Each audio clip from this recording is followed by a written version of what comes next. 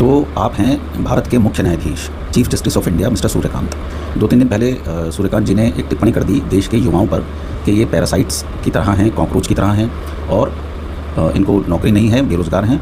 और कोई इनमें से सोशल मीडिया पे क्रिएटर बन जाता है, कोई आरटीआई एक्टिविस्ट बन जाता है, कोई पत्रकार बन जाता है। इस तरीके से सूर्यकांत जी ने एक टिप्पणी करी देश के युवाओं पर और बाद में उसका जब सारी देश में उसकी आलोचना हुई, बड़े बड़े प्रबुद्ध वर्गों के लोगों ने आलोचना करी, तो कहने लगे कि साहब मेरे विचारों को गलत तरीके से पेश किया गया है मीडिया के द्वारा।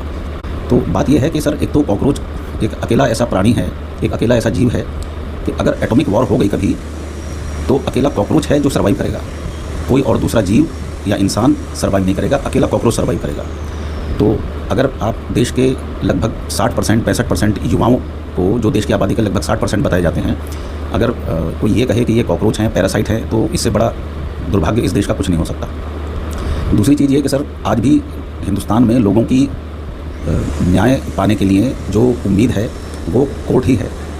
कहीं भी दो पक्षों में विवाद हो जाए, दो व्यक्तियों में विवाद हो जाए, इंसान यही कहता है हिंदुस्तान में एटलीस्ट कि तुमको कोर्ट में देख लेंगे। तो आपने वो उम्मीद बड़ी धूमिल कर दी देश के युवाओं के सामने।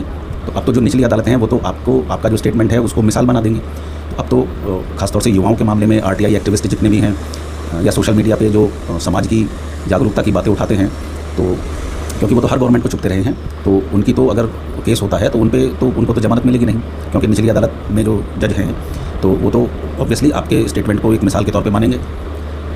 तो सर डिसाइड ये करना है कि हमें सबको कि आप जो है वो चीफ जस्टिस ऑफ इंडिया हैं या चीफ जस्टिस ऑफ गवर्नमेंट हैं। तो उम्मीद तो यही है कि आप चीफ जस्टिस ऑफ इंडिया हैं, जैसा कि पोस्ट भी है CJI, chief justice of India. Bharat में लोगों को न्याय मिलने में हमेशा से दिक्कत रही है। लाखों लाख केस कोर्ट में पेंडिंग पड़े हुए हैं। जहाँ तक युवाओं की बात है कि वो बेरोज़गार हैं, इसलिए वो सोशल मीडिया पे आ जाते हैं, कंटेंट क्रिएटर बन जाते हैं, आरटीआई एक्टिविस्ट बन जाते हैं।